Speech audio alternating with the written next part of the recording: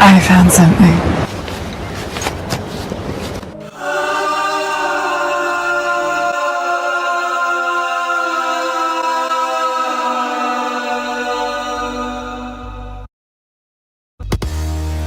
Hey, Joe. Where you going with that gun?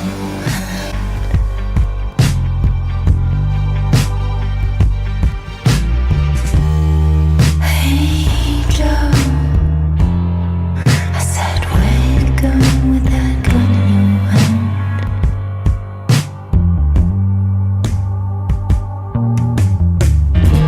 Yes, I did. I shot her. You know I caught my old lady messing around town.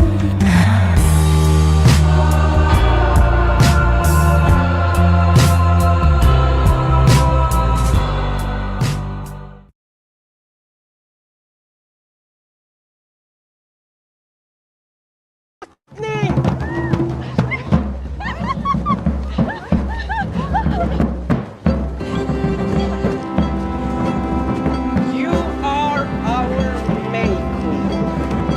Me? Yes. Why? You won! What does that mean?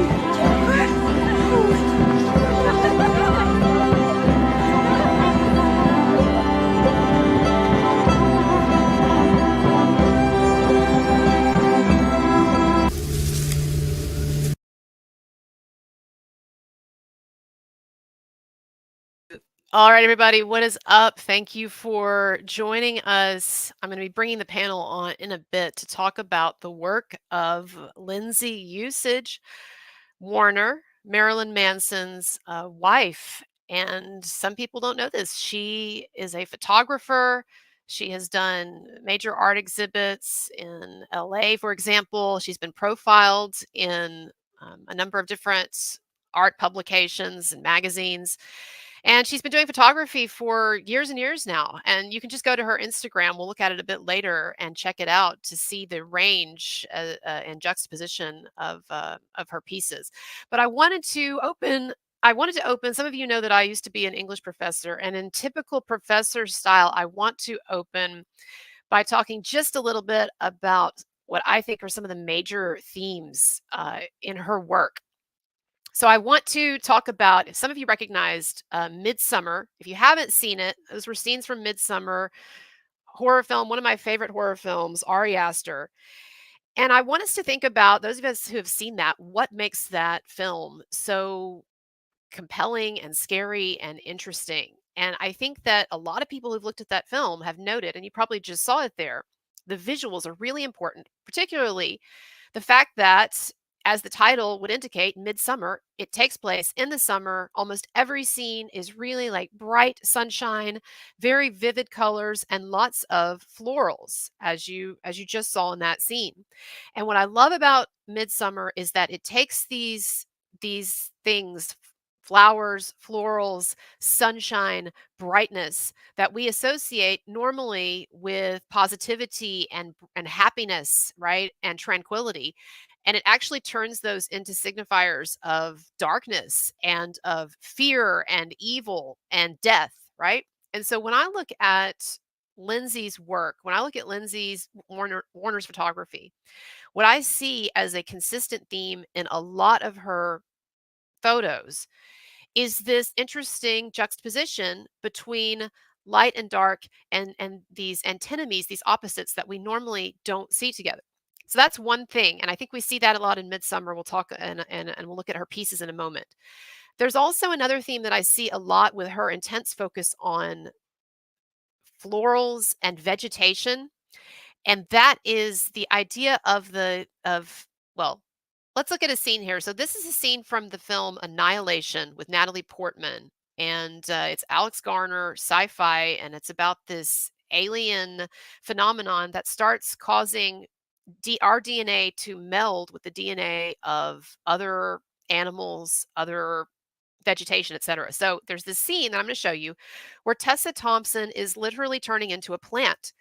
And I want you to notice again in this, I want you to notice the visuals and the sort of menacing way that flowers and vegetation are depicted in this. All right, so I'm bringing this back.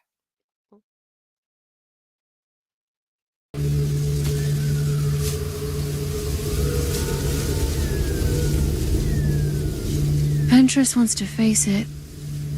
You want to fight it. But I don't think I want either of those things.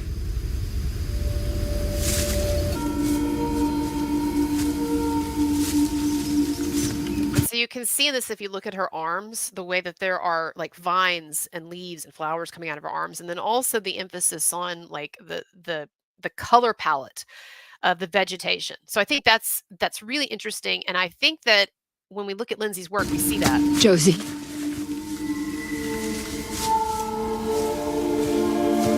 Josie. So the term for this is fecundity. Another term for it is fertility. I don't use fertility here because fertility people generally just think of in terms of humans and babies, whereas fecundity gets more at the idea of fertility in nature, in vegetation. And so what I love about Lindsay's work, and I have an example here, and we'll talk more about this on the panel, but that she has a lot of photos where it almost seems like the vegetation is like getting out of control, or it's invasive, or it's imposing on the viewer and on the space. I think that's really interesting. Now, one more just quick movie reference here. This is The Ruins. And yeah, the book's better than the movie, but the theme of this is about vegetation that becomes sentient and starts killing everyone in its path and like infecting their bodies. And again, just like with Annihilation, the vines start growing out of people. So this is just a bit of a trailer for that. And then I want to look at one piece of Lindsay's art. The Ruins. I'm not okay. You keep saying I'm okay. I'm not okay. Why won't you look at me? All right, so look, here is one of Lindsay's works, and again, we're going to look at a lot more with the panel in just a moment. To someone asking, PayPal is better. Thank you, I appreciate it. But either one's appreciated. So if we look at this, what I love about it is that it has a feeling of like it turns something that should be very light and cheerful, which is, pretty green leaves and red flowers and sunshine, into something that's really scary and ominous, and that has that sort of juxtaposition there of the light and the dark. And she does a lot of really cool things with light that my panelists will be able to talk about with a lot more education than I will. So that's one idea: fertility, fecundity, the scariness, the invasiveness of biology, of growth, the sense that it's kind of like out of control, or it's ominous, or it's menacing. And then color and light. We're going to talk about this a lot more with the panel, but this is one of Lindsay's photos here. I think I'm not sure, y'all, if I have ever seen photography of flowers where flowers are the subject with such a stark difference between the dark and the light. And so we have the really dark color schema at the back, right, in the background, so that it looks like it could be pitch black, dead of night, and maybe it was when she took this photo. But then, and somebody on my panel will have to explain this to me, but she gets this really, really bright effect here in the foreground with these flowers. And so once again, it's almost like overwhelming or menacing. There's something about it that's unsettling. I like that. She takes flowers and she makes them unsettling. It's interesting. And I'm not sure I've seen it in quite that way before. So yeah, that's one of her photos. Now, another thing that I notice a lot in her work, the Baroque and the florid. So these are both just two terms: florid, not floral, but florid. These are two terms meaning very ornate, like a lot of craftsmanship, a lot of details, and a sense of like that there's a lot of like little things going on. And so people, for instance, will look at like furniture from the 17th, 18th centuries or fashion styles, and they'll say, oh, it's very Baroque. Like, look at all the frills on this, or the way that the wood is crafted this way, or whatever, right? But I do see this actually in some of her photographs as well. An emphasis on like a lot of like intricacy. So I think that's interesting. We talk about that a little more. This is a scene from a horror movie, Burnt Offerings, and one of the things, it's a haunted house movie. And one of the things that's emphasized in it is like there's all of these like old furniture and very ornate, like curtains and furnishings, and then even outside there's this greenhouse that when the evil takes over the house, suddenly like everything sprouts like this. So again, it's kind of that idea of fecundity and fertility as well. All right.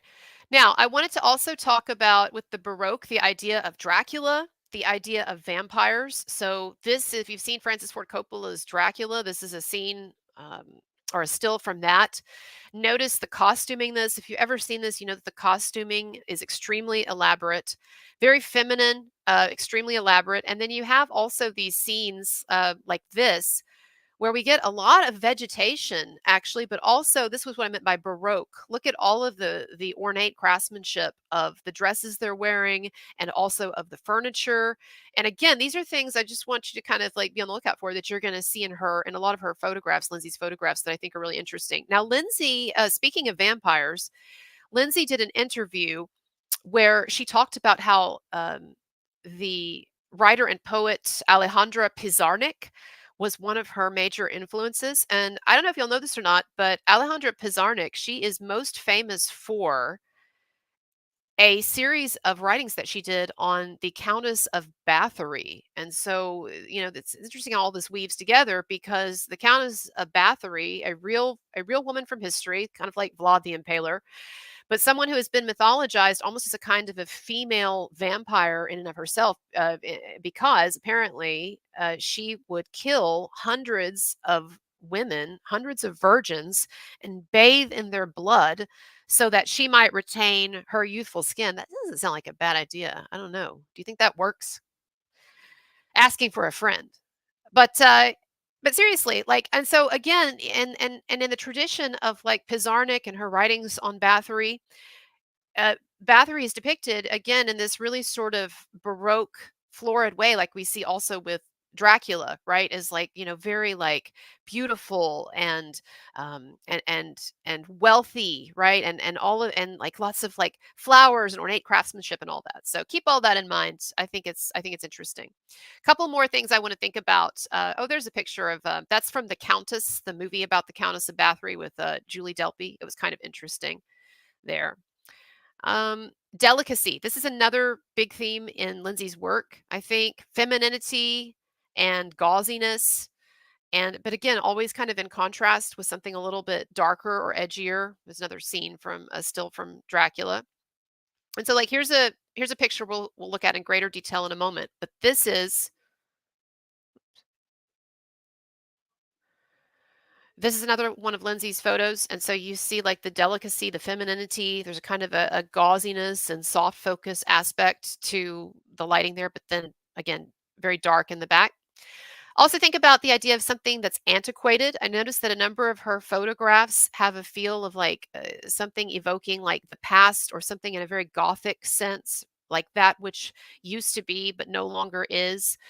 This is another still from another scene from Burnt Offerings, that haunted house movie. But this is another photo of Lindsay's that we can look at more in detail in a moment. But you notice, you know, we've got the flowers again, and we've got the very sort of Baroque, ornate craftsmanship on the chair. But all of this kind of has, to me, sort of an old feeling, an antiquated feeling, almost like if you went to like a really nice home from 100 years ago. And so I think that layering is really interesting, and I'm not really sure what to make of it, but I do notice that in a number of her works. The uncanny. So that which is strange, that which is otherworldly. Often the uncanny deals with the idea of the doppelganger, the mirror image. And we see that, for instance, one of my panelists, Zach, mentioned to me that I should look at David Lynch as a big inspiration for Lindsay's work. And so these are some scenes from Mulholland Drive, one of David Lynch's best known works. But I want to look at this for just a second and then talk about the uncanny in Lindsay's work a bit. I can't believe it. It'll be just like in the movies. We'll pretend. So this is one of Lindsay's pictures. I think this photo is one of my favorites actually. And so obviously we get the idea of the double there. I also like the sort of the soft focus, the haziness of it, kind of the gauziness of it, and the fact that it also feels a bit from the past. And probably again, some of my panelists can talk about the way that this is shot and the kind of film that's used and all of that, which I have no concept of. But I really love this. So that's one that evokes the idea of the double. This is another one. This is one that Zach recommended that he really liked. And this to me has a very David Lynch feel too in terms of the coloring, because you see a lot of bright colors and color schemes in David Lynch films. And so to me, it feels very, very David Lynch. It's uncanny. It's the idea of this double, this strange double figure, right? Looking in the mirror, and then also the shapes and the color schemes I think are interesting. That's a great photo of Lindsay there. And then I want to also acknowledge briefly, and we can talk about this more than in the panel.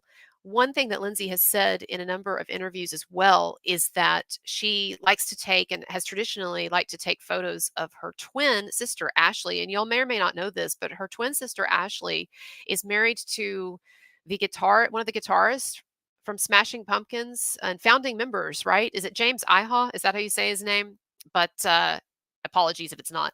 But this is Lindsay's twin sister, Ashley. And again, look at the stuff that we talked about earlier with the florals and all of that. But I think it's really interesting that so much of her inspiration in a number of photographs does come from this idea of the double, the twin, the alter ego, the opposite image, right? And so there's something to me like this photo to me almost feels kind of David Lynch to me. It's almost kind of eerie, like the twin sister, the double is kind of like leering over or sort of hanging over the camera and whoever's taking the image. It's just something about it just feels kind of strange and unsettling. But anyway.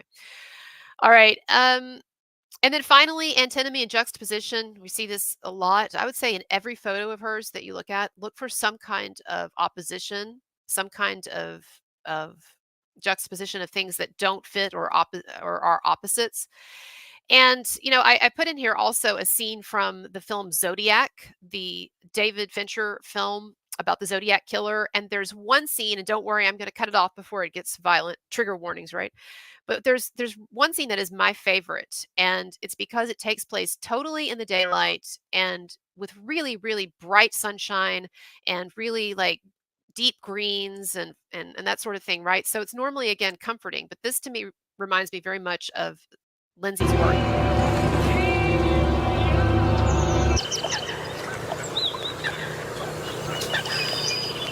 Somebody else is here. It is a public park. I think he's watching us. Well, we're very good looking.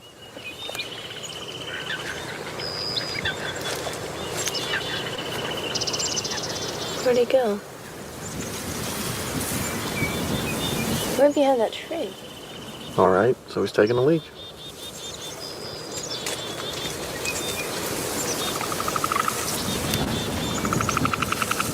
He's coming towards us. So I like to, when I see something like this or like Lindsay's photographs, I really like to analyze like how are the elements set off so that there's one thing in this otherwise like really beautiful, happy outdoor picture. There's one like terrible, dreadful, awful thing there that sort of is set apart from it, right? And I like that effect. And we see this also, I think in a number of other horror films. And of course, Midsummer is a great example of that. But the last thing I want us to think about then, kind of rounding all this out, is Marilyn Manson, because he is a subject of a number of her photographs. And I think that one thing that we could consider maybe at the end of the panel is what does her camera lens and her perspective do to change or alter our perspective on him? In other words, when we look at photos that she takes of Manson, what exactly does she bring out in those photographs that we might not otherwise see in a particular way? And so I think that's interesting. And, the other thing I want to say, and this is the last thing before we get into the panel, is that Manson, the genius of the Marilyn Manson concept and the Marilyn Manson name is that idea of extreme juxtaposition between, as Manson has said, between the beautiful and the ugly, and also and good and evil and light and dark, but also what's interesting, he says, is to try to find the beautiful in what is otherwise ugly or evil, and the ugly in what is otherwise beautiful, right? And so he said in interviews before that if you look at Marilyn Monroe, she is the epitome of beauty, right? And yet, because we know the tragedy of her life and the darkness in her life, she actually, that beauty brings with it an oppositional extreme ugliness, right? Or darkness. And then he made a comment about how you could probably even look at someone like Charles Manson and find some, if you looked at him or his group or his biography, find some beauty in that, right? There was something. And so I really think that these antinomies are really important. These tensions are really important to Manson as an artist. And I just think it's very interesting that the woman that he married, that her art also seems very invested in or interested in these types of tensions and antinomies. So without further ado, I'm going to bring my panel in here. Let me get this off. All right.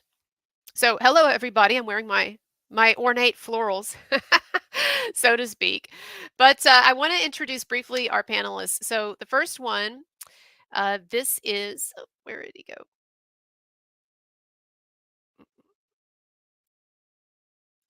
Oh, I don't see Zach. Oh, there you are, Zach. Sorry. This is Zach Schiffer. What's up, Zach? Hey, how's it going? Good. Better today than yesterday, at least. That's a good thing. Yeah, everything seems to be going smoothly today, so that's always a good thing. Just brief introduction of you. You are an art director, designer, graphic artist. You have a business. We will talk more about that at the end. But anything else you want to say about yourself before we bring the others in? Not really. You pretty much covered it.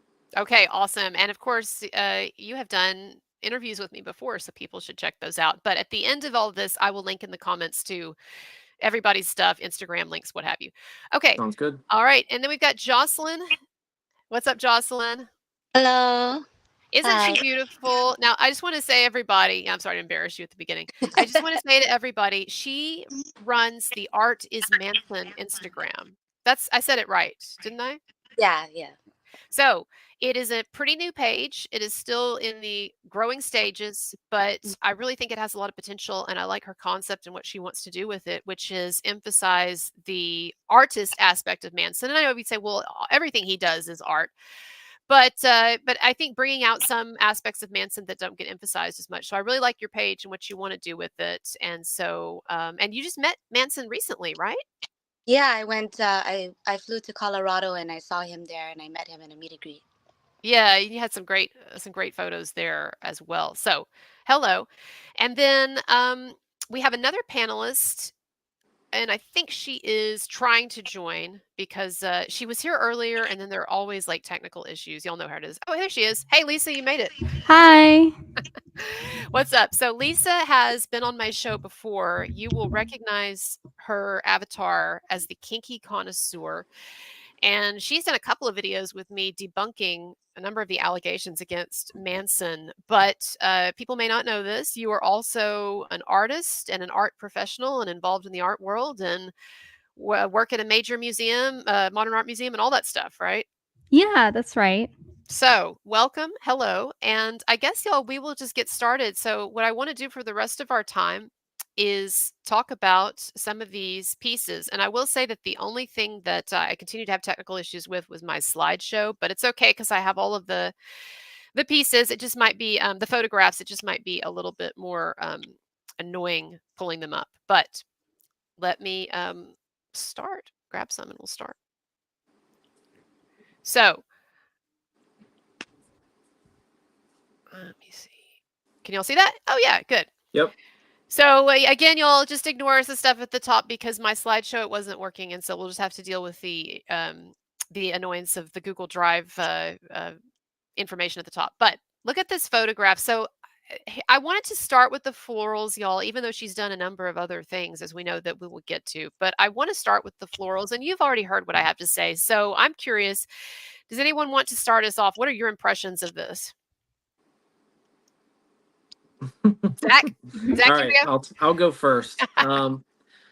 Well, I mean, as you said earlier, there's a stark contrast between the foreground and the background. So not only does it visually create a resonance between the background and the foreground, it also makes the foreground really stand out a lot. So the whites are very washed out, almost blown out. I shouldn't say washed out, they're kind of blown out, would be the proper term, I suppose. But it creates this sort of fuzzy kind of feeling to it. And again, it has a like melancholia to it that a lot of her work has, which I especially like. I And like also, the term melancholia, by the way. Sorry to yeah, interrupt. I was going to say I no, really that's like okay. that. Go That's ahead. okay. I was just going to say the in addition to that, the composition is very nice too because it's if you look at it, it's on a diagonal, so it's actively leading the eye, you know, across the page. What do you think she was trying to do there to having from an artistic perspective having that diagonal? Like what does that do for you? It just makes like more of a dynamic sort of image compared to if she would have moved the frame to the left or something like that, and it didn't have that diagonal. I mean, the other thing to note is, and I can't really tell exactly what it is, but that small object that's in the sky there, Oh yeah. that also creates like, so that kind of like leads your eye across, right? So it it goes diagonal, so it must be a plane or something like that. But it's a nice sense of contrast. So I don't know if that was intentional or not when she shot it, but It's really cool. It almost it feels looks like like an alien. She was right, visited by an right. alien. No, but I like that you noticed that because that wasn't even on my radar. So like melancholia, which you get actually with a number of her photos. So I'm glad you brought that up. We'll look for that in some of the others. The way that things are blocked on the and laid out on the page. Lisa, do you want to add anything on this? Yeah, I agree with what Zach had said. I do love kind of like the lights in the darkness. It kind of breaks up the white space of the image and like draws your eyes there. It creates kind of an uncanny feel, like almost like is it watching us? It almost looks like eyes in the dark when I first looked at this image. Oh yeah, Mm-hmm. yeah. I like that. That's good. Jocelyn, you have any thoughts on this photo? Well, when it comes to the photography element of it, I don't have a lot to say, but I believe these are Chinese roses. Are they? I Okay. think so, if I'm correct. I do like flowers, but it's kind of blurry, so I'm not 100% sure, but I like the symbology of the flowers. I like Lindsay's uh, pool of elegance and classy, like you said, the contrast between the darkness and the light, natural and for me, I feel like um, the roses in they represent royalty and honor and virtue. So I don't know what her intention was with the flower selection. Sorry, flower selection. Um, but I just identified that they're. I'm pretty sure those are Chinese roses. Well, I love what you said about elegance because that's not something that has been touched on. And so those are two ideas, the melancholy and then the elegance, because you do see that a lot. In I think of it as delicacy, but I think Mm-hmm. elegance is also a really good word for it because you see that actually that tone or that idea pretty much in every photograph she takes. And it's also I'm glad you called attention too to the roses, to the type of flower as being significant as well. So let's go to another floral and see how that compares. Just a second. Bring another one on. So okay, so this is one that I talked about just a bit in. Oops, sorry, get it. There we go. So this is one that I talked about just a bit earlier, but I wanted to hear your thoughts on it. Where is it? There we go. All right. So we'll actually start this time with Lisa. Lisa, what do you want to say about this one? Yeah, I love it's similar to the last one that the flowers are kind of blown out and put like center stage against a very stark black backdrop. Mm-hmm. So it really highlights them also in a very uncanny way. Like they're beautiful, but yet there's something a little kind of disturbing about them. Right. Do you have any thoughts on any of you on what's going on with the lighting here? Like what is creating that effect of it feeling so bright and almost overpowering in the foreground and then not in the background? Is that just like a really bright single light, or what's going on there? Do y'all think? I think she's using a flash. Yeah. So it's just a really Mhm. bright flash, or what's giving it that contrast, I guess, is what I'm asking. Do y'all think? Well, I would just also say that part of the look, and we sort of touched on this on the first test run, has to do with the fact that she's shooting analog. So she's shooting everything on 35 millimeter. I'm not sure what type of film she's using, but these factors all play into it. So that's why it sort of has like it's not super crisp. It has sort of a vintage kind of retro feel to it. Yeah, So I retro, that's think it, Yeah. yeah. so I think it's a mixture of different things that cause the look, So I'm sure she had to experiment quite a bit to kind of get the look that she was going for. I know that Mhm. if I read correctly, that she kind of started with Polaroids and things like that. So this film shot sort of has a little bit of a Polaroid kind of feel to it. So I think that that's Yeah. just an aesthetic that she kind of aims for. I love this aesthetic, though. To me, I mean, correct me if I'm wrong, but this to me looks pretty unusual. I looked up a couple of nights ago. I looked up floral art, and I saw, yeah, a lot of different types of photographs of flowers, but something Mhm. about the way that she does it, it just seems distinctive to me. Yeah, I mean, usually most flower photos are very crisp, um, sort of basic digital kind of like, I mean, it's high resolution, but hers definitely has more of like an artistic edge to it, which Mhm. I would say that is sort of uncommon among that subject matter. Right. Usually for instance, I mean, I wouldn't personally look at many photographers who just shoot flowers, but her work feels different in the ways that we discussed before. um Exactly. Again, this image has like some melancholia to it, and I would say that the majority of her work does. And I think that between the overall look, the color balance, the coolness of some of it, and then the vibrancy, the not super crisp um, details and things like that, that all kind of lends itself. So it's like a mixture of all these different, um, descriptors that really give it sort of the feel that it does. Right. Jocelyn, do you have anything that jumps out at you that we haven't? Well, I actually had a question. I don't know, Uh-huh. are these pictures timestamped? Do we know like when she took these pictures? I'm just curious. No, Ba- I got them from her Instagram, so you could probably go back and look and see. I mean, you could see when it was posted, but no, I don't know. But it would be interesting to know. What are you thinking? Well, I just again looking more at the symbology of the type of flower that she frequently uses in her art, and like poppies and pennies. And I just wonder if, in addition to evoking the color and she also said that she likes to try to bring scent, all your senses into the picture. Mm, Hmm.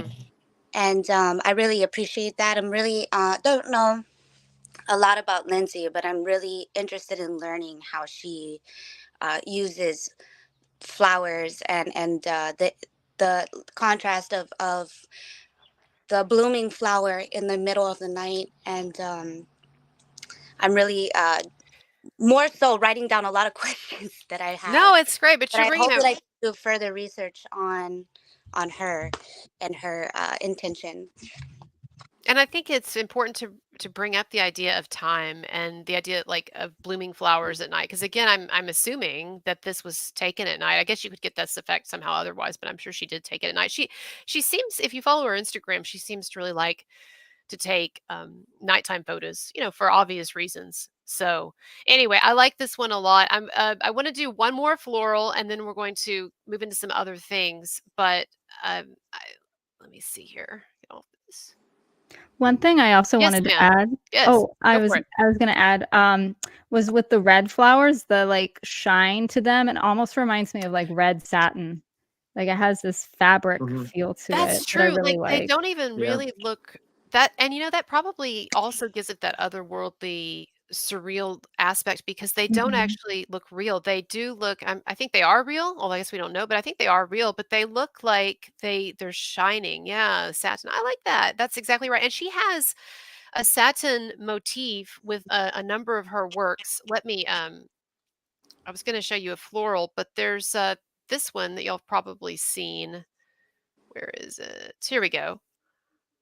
So Mm. this is really simple, and yet this is one of my favorite photographs of hers because it evokes a number of the things that y'all have been talking about. Lisa, do you have any, you want to say anything about this actually? Yeah, I really like this one too.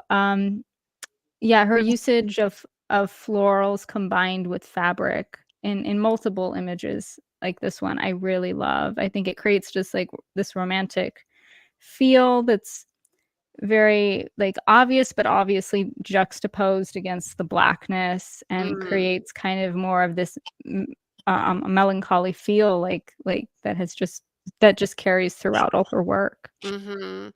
Yeah, there's the idea of something that like the flowers, even even though they're brightly colored, they do kind of look like maybe they're in just the very initial stage of starting to wilt, right? Mm. The way that they're Yeah. kind of the way that they're sort of just placed there on the ground, and it's the way that the edges are kind of starting to turn under just a bit. It gives you it does give you kind of that feeling. And then even the like the lace that's used and the material, it looks like something that maybe you would find like going through your grandmother's old Mhm. things. I mean that in a nice way, but it does have that kind of like antiquated feel.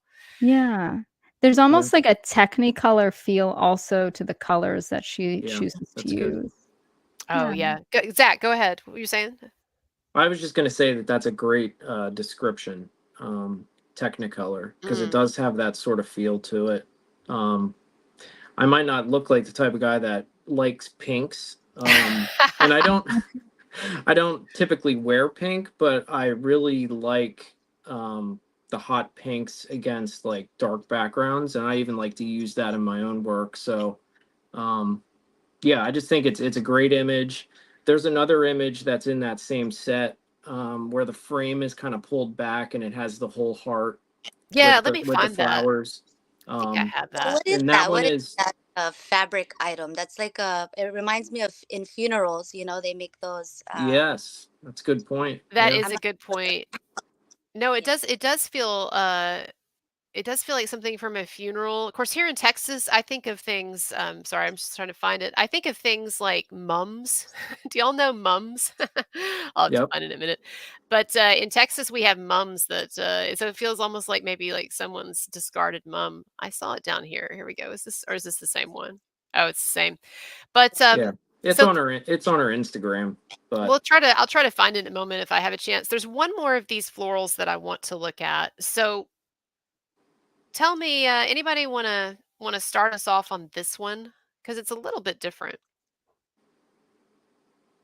What do you think? Jocelyn, you have any thoughts on this image? These are. Sorry, I'm on a very small screen. Let me just pull up her Instagram real quick. Are you pulling these images from her Instagram? No. I mean, they are on her Instagram, but you'd have to scroll through a lot to see them. Um, Okay. can you see this? I made it a little bit larger. See here. Zach, what do you have to say about this one? I will. Yeah, I'll go for now until she gets some thoughts together. Right. So I like this one because it has the bars sort of integrated into it, so Exactly.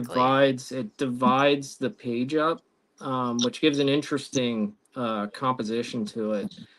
Aside from that, you also have the, symbolism behind, like, man-made, like, bars, confinement, whatever, and then you have like these ornate, delicate flowers behind it. And actually, if you want to go a little bit further with it, you have some of the so the bars are in front of the flowers, but yet you have a flower coming in front of the bar itself. Oh, So yeah, yeah. that could mean, sort of like overcoming certain things. But yeah, I mean, I think this is a great shot as well.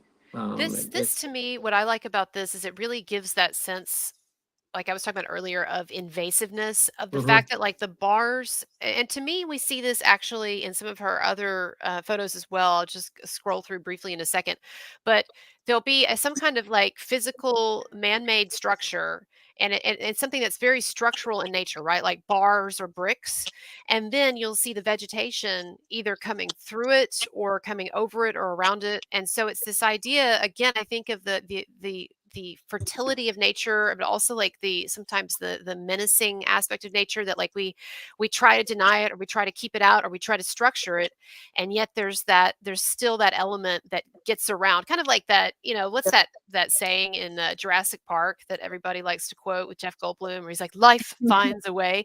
But like, if I were to give this a funny title, my title of this photo would be "Life Finds a Way," because I do see that in some of her stuff. Now let's look at. I just want to scroll through briefly, and Jocelyn, I can come back to this if you want, but I just wanted to show a couple of other um, works of hers where we see this idea once again of like of something getting through the structure or getting around the structure. So like here's one where we've got the brick wall, the man-made structure, and then you Mhm. have, and in this, it kind of has a feeling of death too, because it's like almost like it's Mhm. a dead tree, or the fall or the winter. But I think this is an interesting photo. Lisa, did you want to say anything about this? Yeah, I love kind of the color palette of this one with, like, the black against the browns and, like, the reds, and how the tree and the brick are almost the exact same color. They Almost like are, yeah. yeah, like the tree is coming out of the brick in a way. Right, right. That's again the idea of like invasiveness of nature. I was just watching Alien Romulus, and so even like thinking about how plants can kind of seed themselves like in the cracks of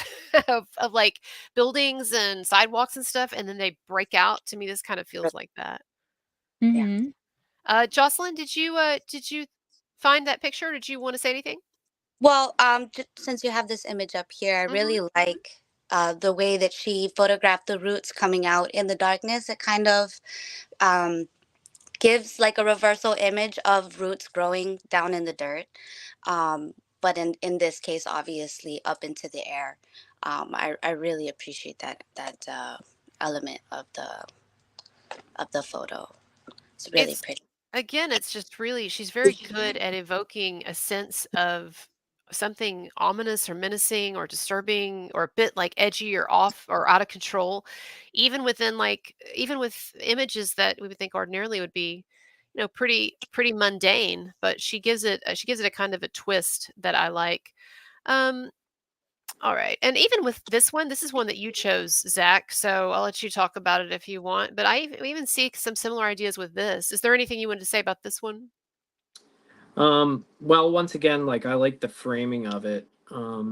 It's an interesting composition, the way it splits the image up, and in addition to that, I like the color palette. So, like, I don't we can't really tell if the wooden frame is actually green or if it's tinted that way. And it just gives sort of it's a different kind of aesthetic. So you still have the vibrancy of the flowers, but the green tinted wood, it just has sort of a I don't know. I'm not really sure how to describe it, Well, but It's interesting you bring up color because I was just thinking with an earlier photo and now with this one that she has a real knack for putting green and red together without it reminding me of Christmas. Right. And I mean that Mhm. seriously because like I saw that with the earlier photo with the flowers that Lisa said look like satin, as I was thinking, so much green and red in this, and yet it doesn't come off in that sort of schmaltzy Christmas thing way, Mhm. Yeah. right? Yeah. I mean, I think that that has to do with the fact of the the shades of green she's using, and and also just the shades of the red. It's more of like a hot pink. Like, Mhm. these are all like subtle details that no doubt she's thinking about, either just like naturally or actually actively thinking about it. But um yeah, I mean, these are because working with green and red can be troubling if you don't Yeah, do it right, right. so it usually works best if you shift the hues, which is what she's doing here. Mhm. So yeah, Yeah. because it's not like a red red, or it's not really a green green. So yeah. Lisa, did you wanna add to that? Yeah, I totally agree with what Zach is saying with the complementary colors of, like, red and green, and how the red is almost on, like, the fuchsia side, and it has a Hmm. lot of pinks, and I feel like that's probably why it's not coming across as Christmas. It comes across very just, like, earthy and natural with the shades of the flowers. And 4D man, I like your name. You mentioned to see the whole picture, open the window, also true of context and media. And I like that you're bringing up here also the sort of more like deeply sort of philosophical, thematic way of looking at this too. Like, what are the messages of some of these photos? Because it is interesting the idea of like the window being closed and so anyway, I thought that's a good comment. So Hmm. let's see. We will get away from the florals now, even though I love the florals. I could talk about them forever. But let's look at some of the pictures of Manson as kind of a transition. So she's taken a number of interesting pictures of him. I wonder, what do y'all think about this one? What does this evoke for you? Anybody? I really like the use of the lighting here, and the Hmm. way that Manson's Yeah. half, illuminated and half in the dark. Um, I don't want to say too much on intention, but I think that these pictures, knowing that Manson was battling with sobriety, which in turn means Lindsay is also battling to support him through that, and kind of capturing, in my opinion, uh, Hmm. the struggle with remaining sober, and um, regeneration, and healing, and embracing your light side and your dark side. Yeah, I like that. I like the idea of it's obviously with the lighting, very sharp contrast between like half of him being in shadow and then the top part, especially the way it catches like the eye too, the Manson eye, but the way it Hmm. catches that. Zach, do you have any thoughts? I mean, well, yeah, like Jocelyn said, the way that the light, again, it's a diagonal. So she's using good composition to kind of break up the image and create like more of a dynamic feel, and it moves your eye around the page differently as well. Because then if you look, his other eye is in shadow, so she's kind of doing some Renaissance kind of Mm, techniques in the lighting here. Which creates that focal point. I mean, the focal point would be his eye that's in, which is also like almost the center of the page. Um, it's just really well done, like compositionally, and to think that, this wasn't digital. She's doing this with film and a camera, so you can't immediately see the result, so it's like, um, it just takes a lot more precision to do that. So, yeah, it's a she it's a seems great like a shot. really, yeah, you get the idea of her as a very careful photographer in a lot of ways. I want to go on. Lisa, I'm going to have you comment on the next one because I want to make Okay. sure that we get enough of these, or we get a number of these Manson photos in. What about this one? This is interesting, huh? Yeah, I like this one a lot too, where he's, like, holding the flower, and then, like, the red of the flower is kind of this similar shade that's in the satin red backdrop. Um, and he's just kind of, like, looking straight on into the camera. Um, yeah, I like this one compositionally as well. It's very simple, but I feel like it's very powerful in the way he's looking directly into the lens. She uses red a lot, because someone said earlier that her pictures are very elegant, and I was talking earlier too about the idea of the Baroque. And I think that the kind of velvet red that she uses, it and you mentioned satin earlier, Lisa, as well, but it Mhm. really does, it really has this for very sort of heavy, old school elegance, even something like we could say from hundreds of years ago. I don't know, almost kind of vampiric in a way too, which I guess sort of works with Manson with Mhm. the light and the dark. But I love the red in the back, the red almost like satin or velvet look in the back. Yeah. Anyone Yeah. else on this photo before I move on to another? I think romance is a really important element to it too. I know Yes. Manson often, when asked what his religious beliefs were, he's kind of always responded with saying that he's a romantic. And I see that in Lindsay as well. She's very passionate and very, at least with the color palettes that she uses, with the Mhm. intense reds and pinks, it gives off a lot of passion and devotion, loyalty. And I kind of like how the flower, I think it's originally a white flower with the red, I'm guessing maybe like blood stains or possibly lipstick. I'm not too sure, but Oh, okay. Oh, yeah, it does kind of look, yeah, like it's been painted on or something. Yeah, interesting. Yeah, I I Mhm. Go ahead. Oh, I also like how his face is very bare, like, he's not wearing lipstick in this image, and he's Yeah, for not Manson, wearing this is yeah. low makeup. Which I No, thought that's was true. interesting. Okay, let's look at some others of him, that we've got. Okay, so this was again, I like this with the red backdrop. This is cool. Anybody on this one? Yeah, I mean, I would say this is probably one of my favorites that she shot of him. That red background with like the coolness of his flesh tones is Mhm. like, it's really nice because she has like that cyan color in the flesh tones, which gives that really nice contrast between, the blood red and, aside from that, the nice highlight on the jacket. Um, there's a lot of just really nice things about this image. Compositionally, it's more centered, which I think works for this because he's the center of the attention for the image. So, um, And that yeah, I black just think, leather or vinyl yeah, or whatever it is, I assume it's leather, but yep, that works really well with it too. Mhm. yeah, absolutely. Yeah, it's a great shot. Yeah, I like how he's also positioned, like, to the left, and you can see all the tattoos on his left hand and his wedding ring and Hmm. the Oh, yeah, symbology it's of very that. prominent. It is very Mhm. prominent. Okay, yeah, this is a great one. So, I want to look at, some that are a little bit more outliers from what we have been. First of all, does anybody have anything to say about, her use of her twin in so many photographs?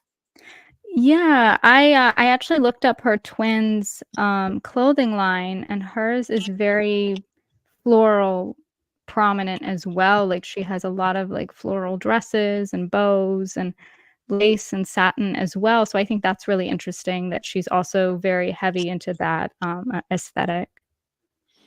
Yeah, and she has her twin Ashley in a number of different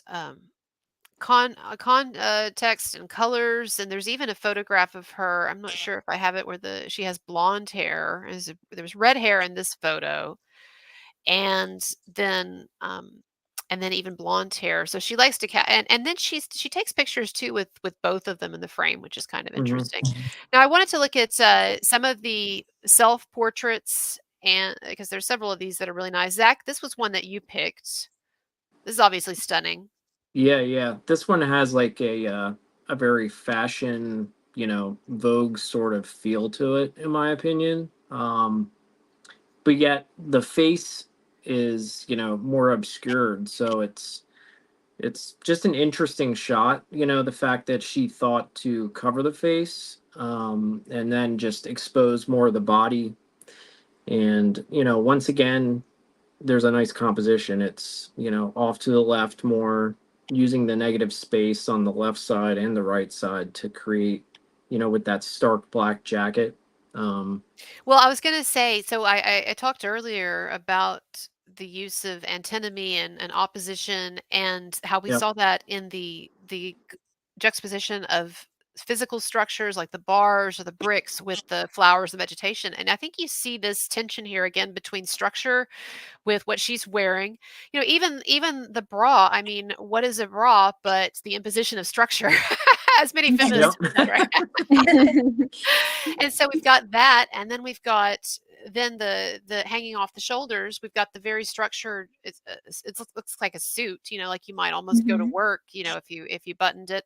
But then the hair doing really crazy. I mean, it looks beautiful, but really crazy stuff like blowing in her face, obscuring her face. It looks very wild. And of course, a lot of people have commented on the fact that women's hair has a very sort of Medusa-like quality in art, and that it's a symbol of the destabilizing, or as Jordan Peterson might put it, chaotic nature of the feminine, right? But I think we see that here as like the chaotic, wild, sexy, beautiful feminine with the hair, and then underneath that, then the attempts at structure. It's kind of interesting. Right. Let's look at another one. Oh, go ahead. Did you want to say something on that?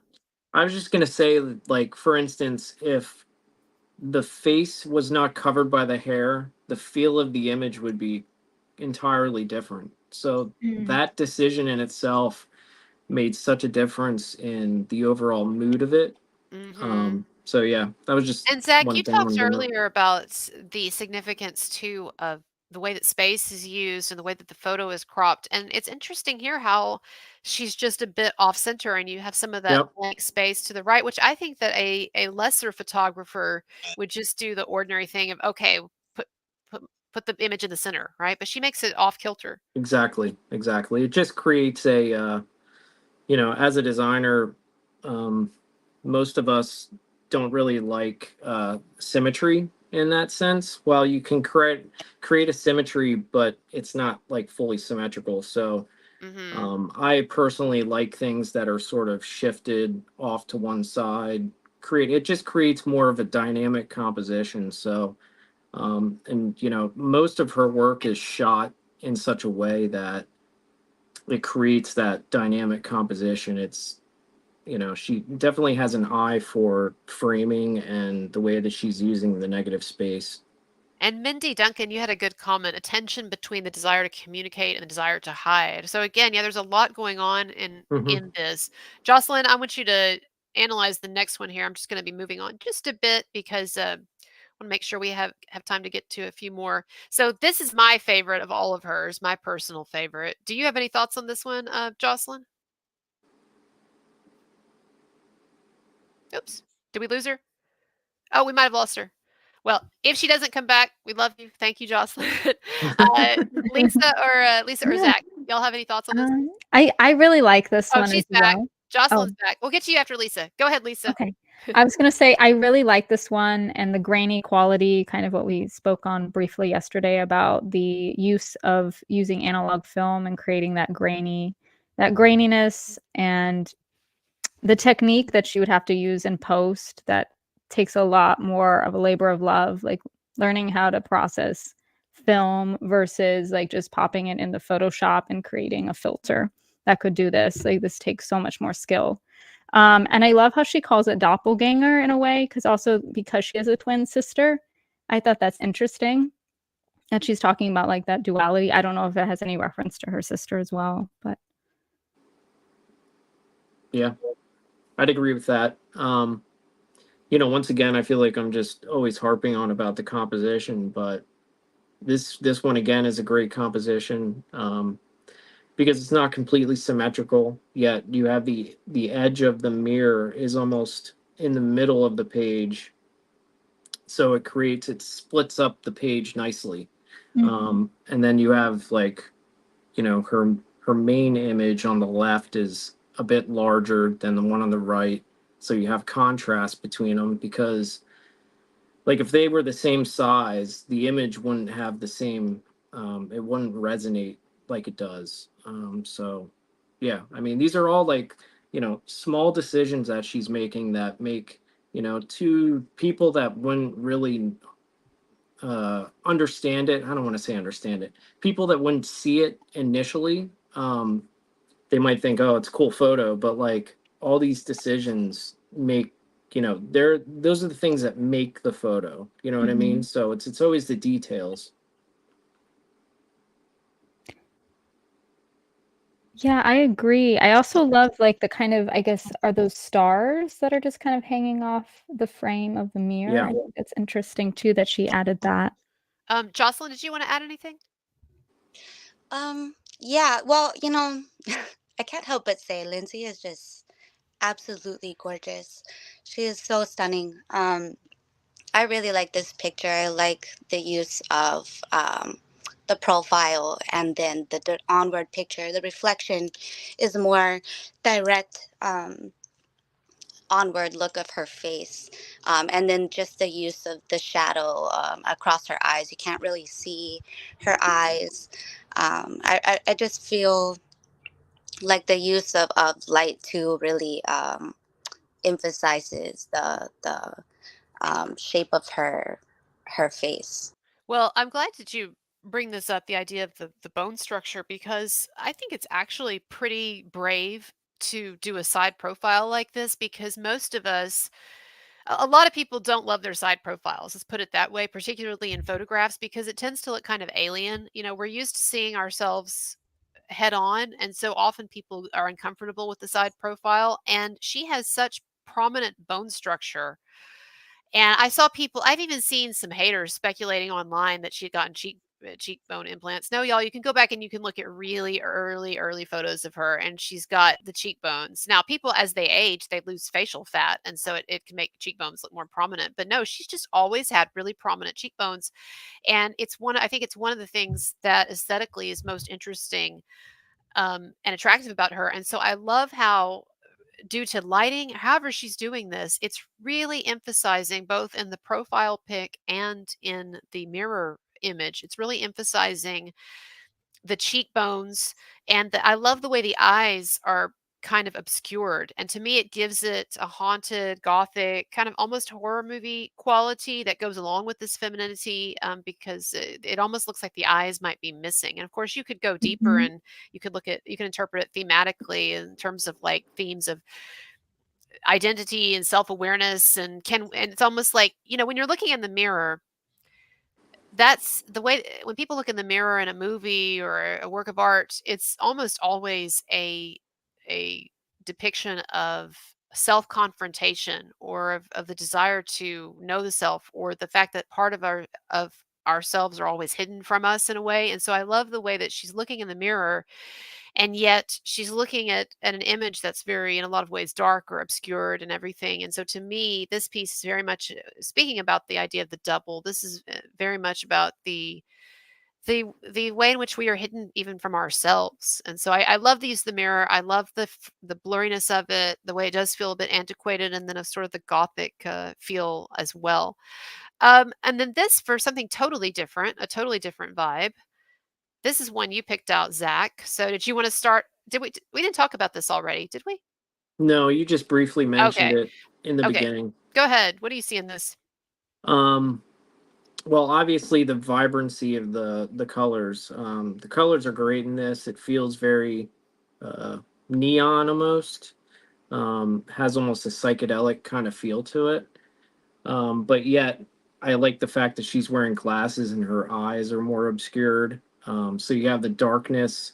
It has a great balance between vibrant and dark, which, obviously she uses throughout her work, and, the floral images and everything. Right. But aside from that, I really like the shapes that she has going on. So it's, once again, compositionally, it's very well thought out.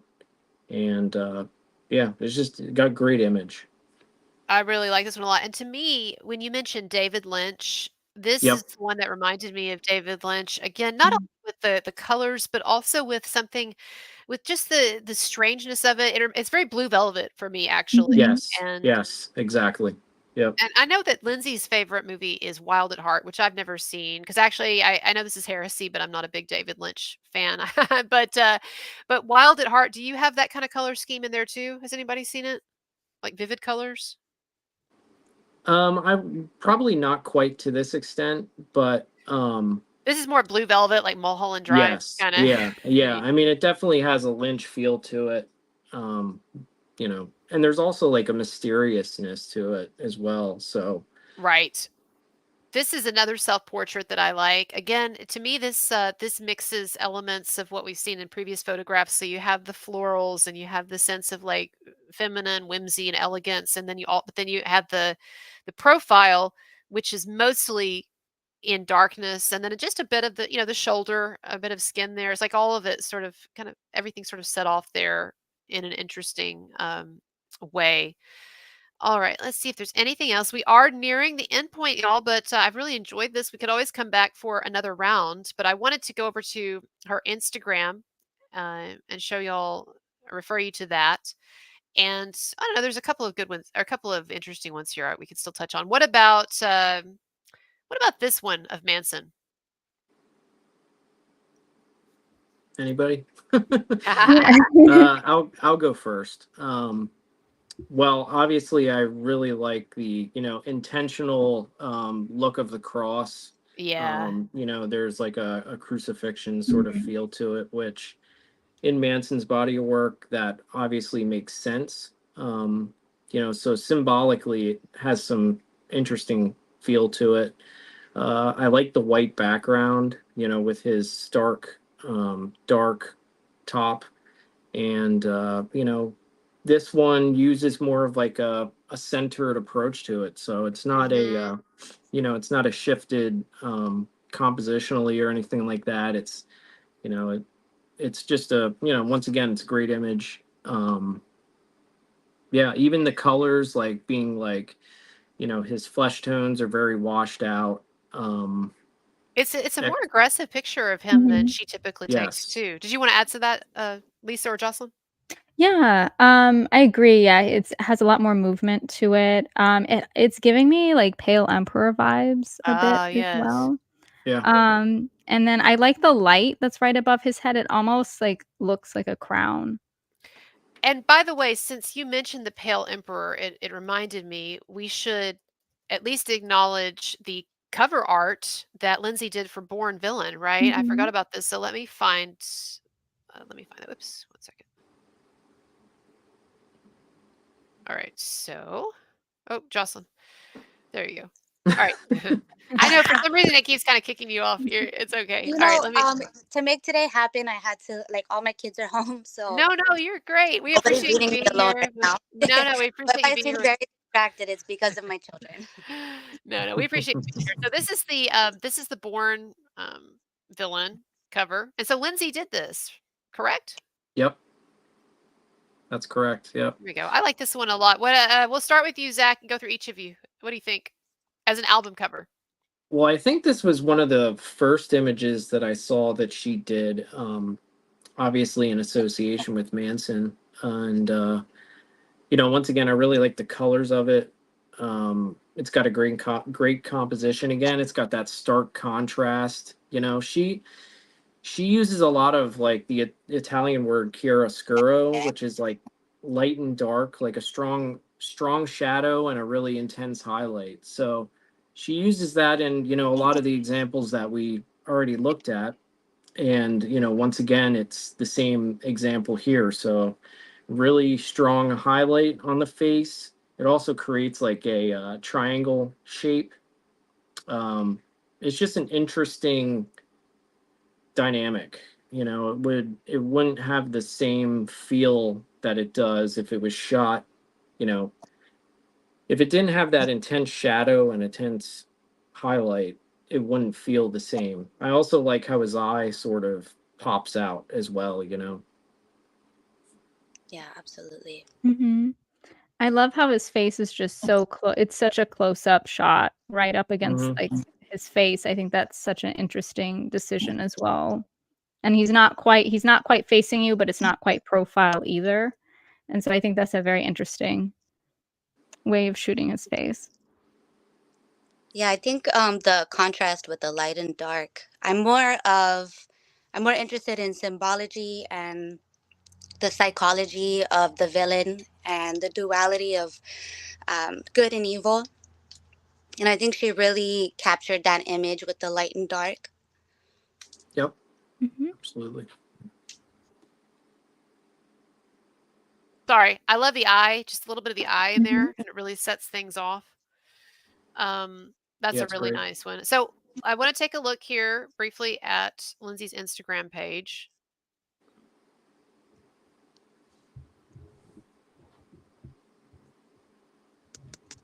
Oops, where are we? Second. Come on, here we go. Oh, just a second. It's trying to give me problems here at the end. Come on, come on. All right, do this again. Okay, here we go.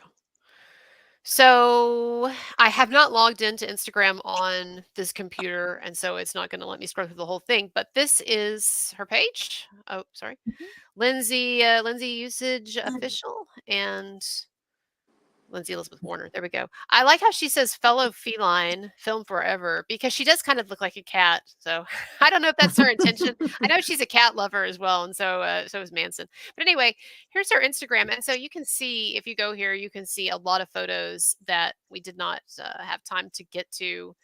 There's a lot of them going back at least I think several years. And there are also articles with her. She's done interviews with various outlets. She did an interview with Dazed Digital in particular. That was an interesting article. Here we go. With her. So anyway, check out her work. Instagram. You can Google her, and we've only just really scratched the surface here. But I want to thank everybody as we leave. Zach, do you have anything that you want to tell us? Do you have any work that you want to show us back there? That's your studio. I think your studio is so awesome. Yeah. Oh, well, thanks. Yeah, it's only 20 plus years of, you know, work in various things. So, you know, I do both fine art and design. I'd say my career is more design oriented. So, but I love both. And I sort of found myself in a situation where, so I initially started doing fine art as a break between art or between design while I was in university. And I tried to push my fine art career more and, you know, sell work and things like that. But I found the issue where it became more of like a job, and I didn't like that. I like my fine art being more of like a, you know, an expression and something that I can do just for the enjoyment of it, because obviously fine art is much more of a selfish area rather than design. You know, I have to appeal to clients and stuff. But so yeah, I like to do both. And you know, as far as design goes, I've pretty much moved entirely into the music industry now. I So was going to say you've done some stuff for some major bands. yeah, just recently did some stuff, some merch for Slipknot and Eminem and In Flames and Pantera. So yeah, it's been Good good. for I you. worked. Yeah, thank you. Well, everybody should check out your work and check out your Instagram page. You have an official page for your design work and then also your personal Instagram. But yeah, check out Zach Schiffer online. And Jocelyn, everybody needs to go to Art is Manson and like you on Instagram and follow your page because it really is an interesting page, interesting concept. I think one of the up and coming Manson pages. So they should check out your work.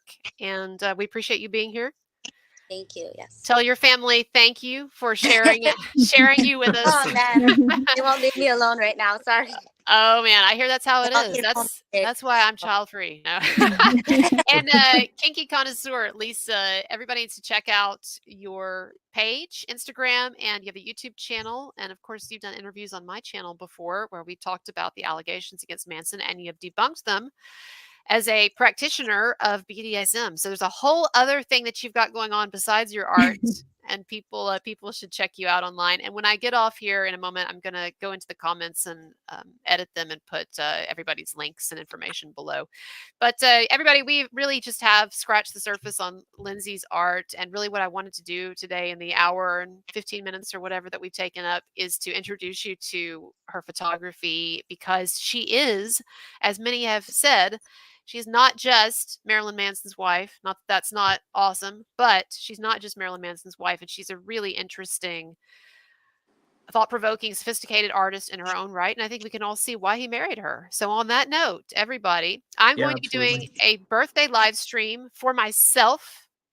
I don't even like celebrating my birthday because, you know, when you get to an age that it gets more depressing as every year goes by. But I'm going to be celebrating myself. I don't know, in a few hours. I'll post the link in a little while, so just So your stay birthday tuned. is today? It is today, September 2nd. Oh, Yes. happy birthday. Happy birthday. Yes, I Happy am I'm a big 4-4. I don't know what that means, like in astrology or whatever, the significance of 4, but You got me by 2 years. I'm 42, so I liked when I liked Shakira's response when her hubby dumped her for a woman half her age. What did she say in her song? Because Shakira was what, 44 and the girl was 22, and she's like it takes 2 of her to equal me, and I'm like, that's one way of putting it. Anyways, so y'all stay tuned. I'll be doing a little live stream later on for my birthday. I appreciate y'all. If you got anything out of this or enjoyed it or whatever, tips are appreciated, and my PayPal is linked below. Every little bit helps, as always, and I depend on fan support. But yeah, and check out Lindsay's stuff, and we'll see all of you later. Bye-bye. bye. Bye. All right.